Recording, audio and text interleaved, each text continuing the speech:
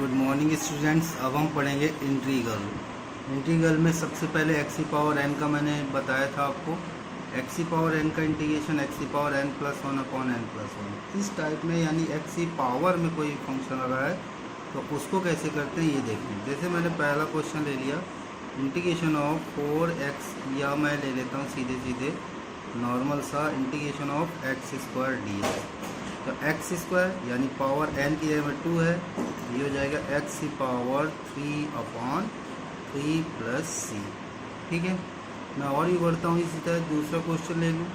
Integration of 4x की power 5 अगर दे दिया, कोई कांस्टेंट उसके साथ है तो कांस्टेंट तो आपका बाहर आ जाएगा, और x की पावर 4 का x की पावर 6 अपॉन 6 प्लस सी, या और 2/3 x की पावर 6 प्लस सी।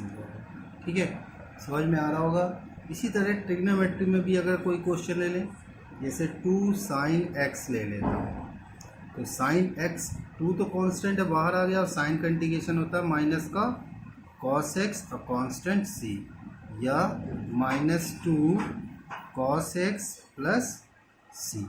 ये इस तरह से हम इसका इंटीग्रेशन कर सकते हैं। और भी देखते हैं। अब जैसे a की पावर x में दे देते हैं, तो 3 की पावर x है, तो इसका इंटीग्रेशन a की जगह में x है। अब यहाँ पर x की पावर n नहीं लगाएंगे क्योंकि x बेस में ना होके पावर में है, तो 3 की power x upon log 3 plus C हो जाएगा। ठीक है, मैं इस क्वेश्चन को थोड़ा चेंज करता हूँ। 3 की पावर अगर x प्लस 2 dx है, तो मैं इसको लिख सकता हूँ 3 की पावर x इंटू 3 का square plus into d x. 3 का स्क्वायर हो गया 9 एज ए कांस्टेंट है, बाहर आ जाएगा, तो इंटीग्रेशन ऑफ 3 की पावर x dx यानी 9 x 3 की power x whole upon log 3 plus C. तो इस तरह से ये हम आंसर निकाल सकते हैं। और भी देखें, जैसे पांचवा क्वेश्चन कर रहा हूँ, इंटीग्रेशन ऑफ सेक स्क्वायर है, ये आपका पांचवा हो गया, ये मैं छठवां क्वेश्चन कर लिया। अगर इसमें देखें 1/2 सेक स्क्वायर एक्स है, तो 1/2 तो कांस्टेंट बाहर आ रहा, और सेक स्क्वायर एक्स का इंटीग्रेशन होता है 10x प्लस सी। बस फॉर्मूले बस ध्यान देना और आपका आसानी से इंटीग्रेशन होता रहेगा। ठीक है, और भी आगे बढ़ते हैं। अब जैसे मान लेते हैं कोई पॉलिनोमियल दिया गया है, जैसे 7, क्वेश्चन नंबर 7।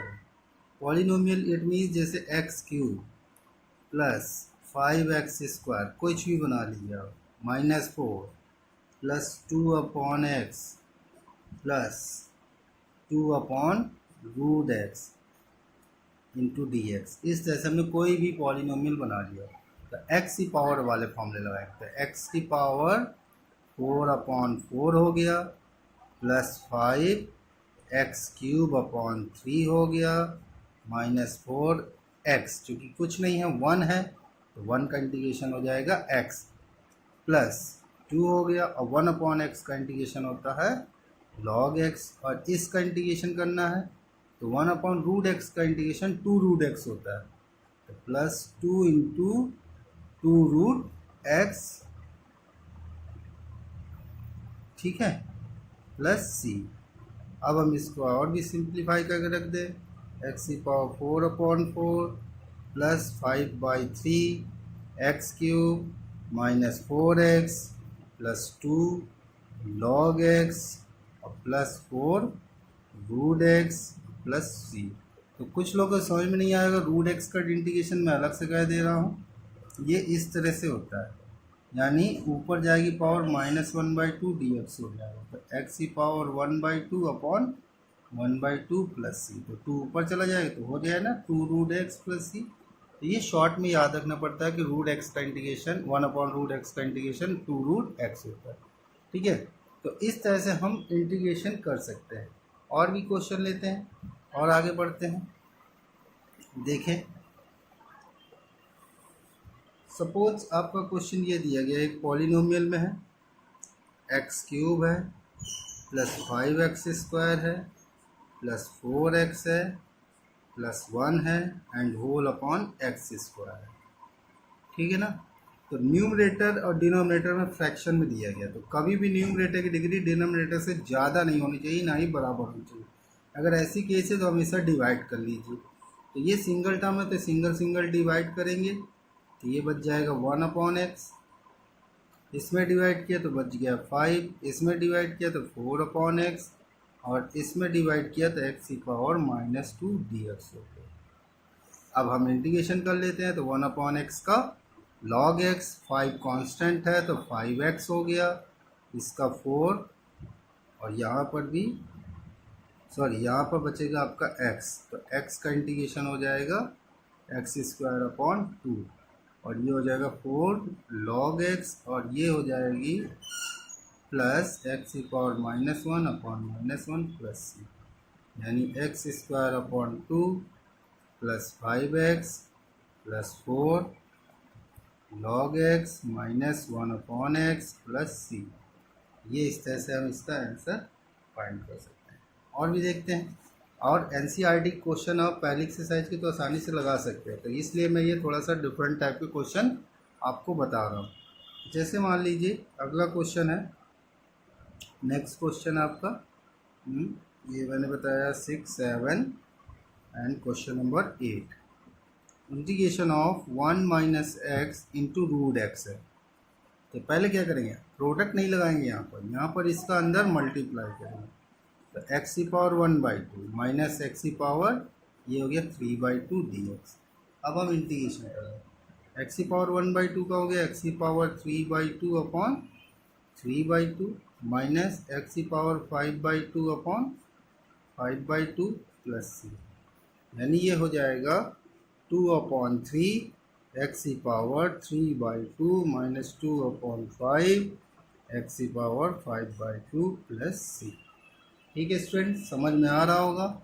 रूट में अगर दिया हुआ है, जैसे ऐसे मैं ले लेता हूँ, √x प्लस 1/√x का होल स्क्वायर। अब इसमें कैसे करेंगे, तो पहले आप इसका होल स्क्वायर कर लीजिए, x plus 1/x plus 2 dx। x का इंटीग्रेशन सेम, ठीक है ना, 1/x का log x प्लस 2 का x प्लस c। तो इस तरह से हम इसके इंटीग्रेशन किए जा सकते हैं। थोड़ा सा स्टैंडर्ड में बढ़ते हैं और भी, तो चलिए उसको भी कर लेते हैं। जैसे मैं क्वेश्चन ले रहा हूँ अब आपका next question 7, 8, 9 and 10 number. Integration of e⁻x log a हो गया, plus integration of a⁻log x हो गया, plus integration of a⁻log a dx हो गया। तो मैं आपको इसमें प्रॉपर्टी बता दूं, ये पावर तो इसमें चली जाएगी, अगर e की पावर में log बेस e fx है वो हमेशा fx के बराबर होता है। हम इसको लिख सकते हैं integration of e⁻log a⁻x plus integration of log x⁻a, integration of log a⁻x dx। ये और इसका बेस सेम है तो ये हो जाएगा a⁻x, इसका बेस सेम हो गया तो x⁻a, इसका और इसका बेस सेम हो गया तो a⁻a इंटू dx ये आ गया। तो a⁻x का a⁻x upon log a plus x⁻a का x⁻a प्लस 1/a+1, और ये कांस्टेंट है, ये तो आपका एज ए दिस रहेगा इंटू x प्लस c। इस तरह से हम इसका आंसर फाइंड कर सकते हैं। ओके स्टूडेंट, समझ में आ गया होगा। और भी आगे बढ़ रहा हूँ अब मैं, जैसे क्वेश्चन नंबर 11 आपका एनसीईआरटी में पहला होगा शायद बार। अब आपका एंगल अगर डबल हो रहा है, ट्रिपल हो रहा है, n टाइम्स हो रहा है, sin 2x है, तो sin 2x का integration normally minus cos 2x हो जाता है, लेकिन x का जो भी कोफिशिएंट होगा वो हमेशा अपॉन में आएगा। और भी ले ले, जैसे मान लेते हैं sin 5x dx है, तो क्या हो जाएगा इसका इंटीग्रेशन, माइनस cos 5x और अपॉन में 5 प्लस सी।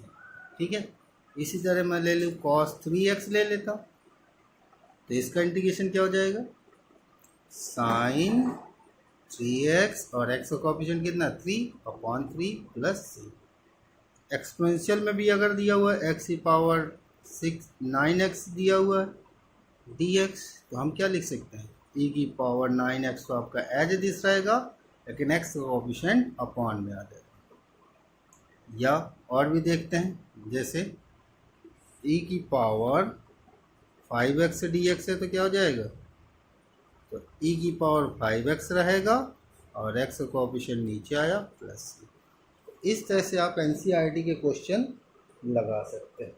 ठीक है, 7.1 इसी के अकॉर्डिंग आपकी दी गई है, इसी के अकॉर्डिंग हम क्वेश्चन लगाएंगे। अब हम और थोड़ा सा आगे बढ़ रहे हैं, थोड़ा डिफ़िकल्ट की तरफ, और फिर देखते हैं कैसे लगाए जाएंगे क्वेश्चन। ये देखें,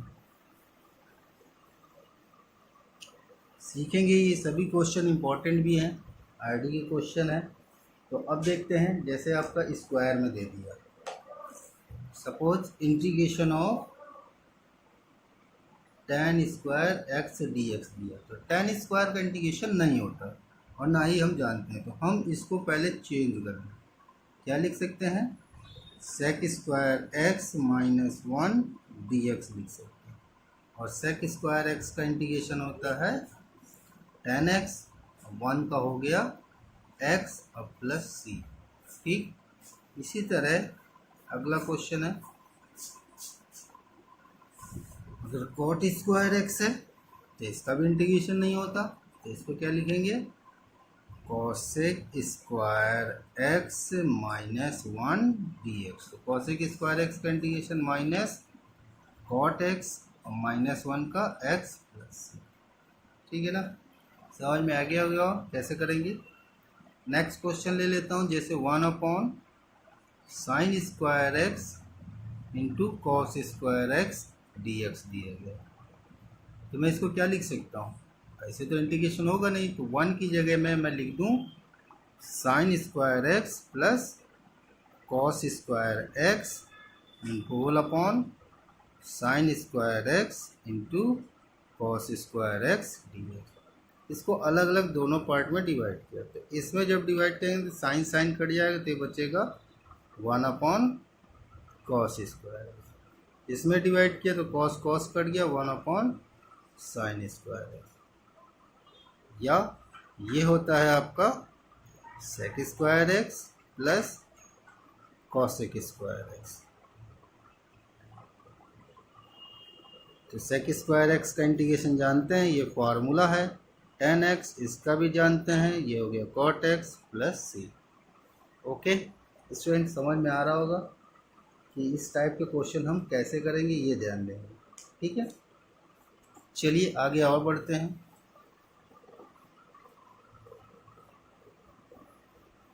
नेक्स्ट क्वेश्चन की तरफ। सपोज अब आपका क्वेश्चन इस तरह से दे दे कि इंटीग्रेशन 1/√1 प्लस कॉस 2x दे रहा है, तो आप ऐसे क्वेश्चन कैसे करेंगे। तो कॉस 2x का ऐसा फॉर्मूला लगाइए जिससे 1 कट जाए, तो जो कि होता है 2 cos square x minus 1 dx।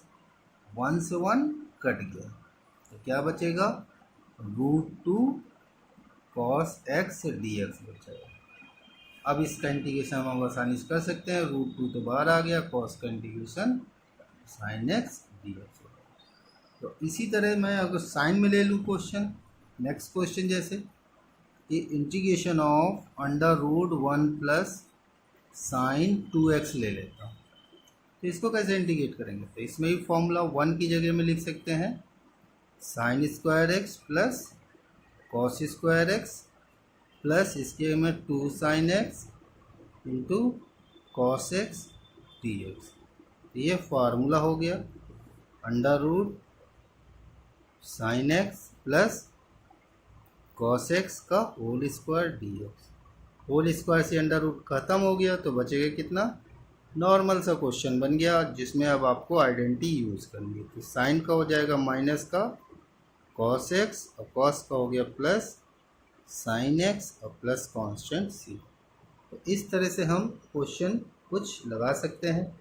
आगे भी और क्वेश्चन हैं, आरडी के भी हैं, हम आगे और बढ़ रहे हैं, ध्यान देंगे आप तो आपको आसानी से आ जाएगा। ठीक है, चलिए आगे और भी क्वेश्चन की तरफ देखते हैं। सपोज मेरे पास क्वेश्चन दिया हुआ है कि 1/, नेक्स्ट क्वेश्चन है आपका इंटीग्रेशन 1/1 प्लस साइन एक्स है। अब मैं ये क्वेश्चन कैसे करूँ, ध्यान दीजिएगा। मैं इसके कॉन्जुगेट से ऊपर नीचे मल्टीप्लाई करूँ। कॉन्जुगेट मतलब 1 माइनस साइन एक्स से ऊपर मल्टीप्लाई और नीचे भी मल्टीप्लाई, तो जिससे ये क्या मिल जाएगा, 1 माइनस साइन एक्स मिलेगा और नीचे आ जाएगा 1 minus sign square x d x, जो कि हो गया किसके बराबर, कॉस स्क्वायर एक्स के बराबर। अब मैं इसको अलग अलग डिवाइड करूँ तो 1/cos स्क्वायर एक्स हो गया सेक स्क्वायर एक्स, इसमें डिवाइड किया तो ये हो गया 10x into sec x d x. ठीक, सेक स्क्वायर एक्स का इंटीग्रेशन 10x और इसका इंटीग्रेशन होता है सेक एक्स। तो इस तरह से हम ये क्वेश्चन आगे यूज कर सकते हैं और लगा सकते हैं। ठीक है स्टूडेंट्स, समझ में आ गया होगा कैसे करेंगे। चलिए एक क्वेश्चन और बढ़ते हैं आगे, उसको भी करते हैं। सपोज क्वेश्चन है अब आपका integration of sec x whole upon sec x plus 10x d x. तो ध्यान दीजिएगा, अगर मैं इसके कॉन्जुगेट से ऊपर नीचे मल्टीप्लाई कर दूँ, यानी ये आपका बन जाएगा sec x plus 10x into sec x minus 10x। ये ऊपर वाला क्वेश्चन फिर से बन जाएगा। तो न्यूमरेटर पे तो हो गया sec square x minus 10x into sec x, और डिनोमिनेटर में हो जाएगा sec square x minus 10 square x, जो कि 1 के बराबर होगा। तो sec square x minus 10x into sec x d x. तो सेक स्क्वायर एक्स का integration 10x minus sec x plus C. इस तरह से हम इनके आंसर फाइंड किए जा सकते हैं। ओके, समझ में आ रहा होगा। जो चीज़ नहीं समझ में आए वो हमसे पूछ सकते हैं। तो चलिए मैं एक क्वेश्चन और बढ़ता हूँ थोड़ा स्टैंडर्ड की तरफ, फिर आगे देखते हैं। सपोज आपका क्वेश्चन है, कह रहा है if f dash x is equal to 1/x plus 1/1 plus x square, और ये कह रहा है and f1 is equal to π/4 है, तो fx फाइंड करना है। बहुत सिंपल सा है, डैश लगा है मतलब d/dx लगा है, इसका मतलब हो गया d/dx of fx is equal to 1/x plus 1/1 plus x square. d/dx हटाना है तो इंटीग्रेटिंग बोथ साइड क्या कर दें, इंटीग्रेशन अगर करेंगे d/dx of fx into d x is equal to 1/x dx plus 1/1 plus x square d x. ये है, तो dx से dx कट गया, यानी यहाँ पे बचा ओनली fx, इसका हो गया log x और इसका हो गया tan inverse x plus constant c। x की जगह में 1 रख रहा है जहाँ जहाँ x है, और ये पूरी वैल्यू हो रही π/4। ये हो जाएगा log 1, ये हो गया tan इनवर्स 1 और plus c, log 1 0, so π/4 is equal to π/4 plus c, तो c इज इक्वल टू आ गया 0। और c की वैल्यू को उठाकर रख देंगे। F x is equal to log x plus tan inverse x plus 0, तो 0 ख़त्म हो गया। ये आपका आंसर। ठीक है, समझ में आ गया होगा। तो इस तरह से आप ये क्वेश्चन लगाएंगे। एक्सरसाइज 7.1 लगाइएगा, जहाँ नहीं आए वो आप हमसे पूछ सकते हैं। मैं एक क्वेश्चन और भी बढ़ जाता हूँ, थोड़ा सा लगा लेता हूँ आपके लिए, इम्पोर्टेंट भी है और स्टैंडर्ड फॉर्म में है। सपोज़ इंटीग्रेशन 2 की पावर x प्लस 3 की पावर x अपॉन 5 की पावर x, तो मैं इसको अलग अलग डिवाइड करूँ। 2/5 होल पावर x लिख सकता हूँ, 3/5 होल पावर x लिख सकता हूँ, dx लिख सकता हूँ। अब यहाँ a की पावर x का फॉर्मूला लगाएंगे, तो 2/5 whole power x upon log 2/5 plus 3/5 whole power x whole upon log 3/5 और प्लस c। ये इसका आंसर होगा। Next question. ठीक है, और भी बढ़ते हैं। और एक स्टैंडर्ड क्वेश्चन है, वो भी देख लेते हैं। इंटीग्रेशन e की पावर 5 लॉग बेस ई एक्स माइनस e की पावर 4 लॉग बेस ई एक्स होल अपॉन e की पावर 3 लॉग बेस ई एक्स माइनस e की पावर 2 लॉग बेस ई एक्स डी एक्स।